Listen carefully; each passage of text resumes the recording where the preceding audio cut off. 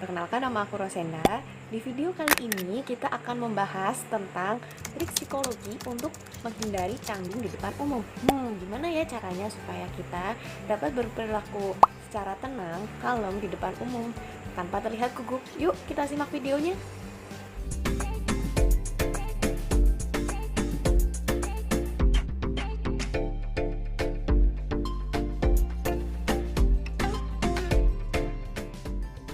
Yang pertama adalah jika lawan bicara kamu terlalu banyak bicara.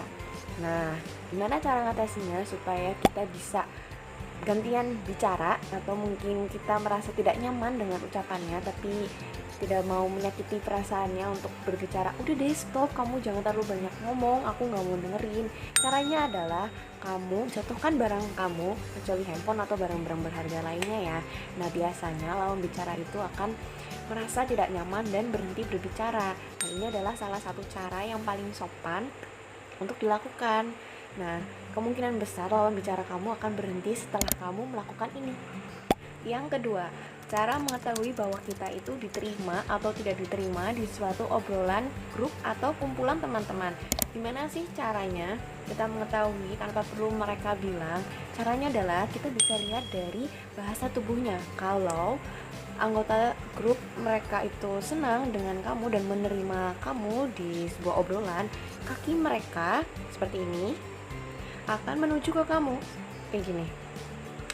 Itu tandanya kamu diterima di lingkungan obrolan mereka. Sedangkan kalau kamu tidak diterima di obrolan mereka, biasanya bahasa tubuh mereka atau kaki mereka tidak menghadap ke kamu, dan biasanya bahasa mereka atau ucapan-ucapan mereka itu hanya terbatas karena dia tidak tertarik dengan obrolan kamu. Dan bahasa tubuh ini tuh terjadi secara alamiah. Jadi tubuh kita tuh nggak bisa berbohong kalau misalnya kita tertarik atau tidak tertarik pada suatu obrolan atau ucapan orang lain, seperti itu. Yang ketiga, cara supaya kamu mendapatkan jawaban yang kamu inginkan. Nah, biasanya ini terjadi di suatu forum diskusi. Nah, setelah kamu mengajukan pertanyaan ke lawan bicara kamu, biasanya lawan bicara kamu membutuhkan waktu untuk menjawabnya. Terlebih jika kamu menanyakan suatu pertanyaan yang sulit, waduh, makin lama deh jawabannya. Nah, di saat-saat seperti ini, kamu jangan memaksakan diri untuk menyerah. Menyerah kayak gimana? Menyerah kayak ya udahlah, kasihan dia nggak bisa jawab, atau mungkin jawabannya kok nggak sesuai ya. Caranya gimana biar kita mendapat jawaban yang sesuai? Yaitu dengan cara kita menatap matanya, kita lihat matanya, dan kita biarkan mereka terus berbicara sampai kita mendapatkan jawaban yang kita inginkan. Nah, seperti itu caranya. Yang keempat, cara mengetahui kalau kita itu sebenarnya lagi diawasi apa enggak sih di tempat umum atau di tempat mana aja lah. Kalau kamu merasa tidak nyaman di tempat umum atau dimanapun kamu sedang merasa diawasi atau mungkin apa, caranya sederhana, simple banget. Kamu cukup menguap. Nah, tapi sebelum kamu menguap, kamu pastikan dulu orang yang mengawasi kamu tuh melihat kamu apa tidak. Nah, jika kamu merasa dia melihat, cobalah kamu menguap. Kalau orang yang mengawasi kamu ikutan menguap, berarti tandanya sedang mengawasi kamu. Nah, sekarang kamu tahu, oh dia sedang mengawasi aku ya. Nah, kamu sekarang bisa jaga jarak deh. Cara yang kelima, yaitu cara mengintimidasi orang ketika kita merasa terpojok atau kita merasa tidak nyaman. Gimana caranya? Jadi kalau semisal kamu merasa terpojokkan atau kamu merasa diserang oleh orang lain dan kamu tidak bisa melakukan apa-apa, kamu tidak bisa bela diri atau lain sebagainya, caranya adalah simple. Kamu cukup tatap mata lawan kamu seperti ini, dari atas sampai bawah atau dari bawah sampai atas, kayak gini atau gini.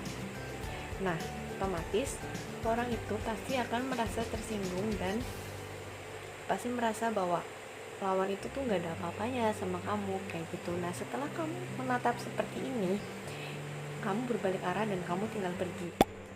Cara yang keenam, yaitu mengetahui bahwa orang tersebut bohong atau tidak, yaitu dengan cara kita mendengarkan saja mereka ketika berbicara. Ketika sudah selesai berbicara dan kita merasa ada sedikit yang mengganjal, cukup lakukan gunakan alis kamu, salah satu alis.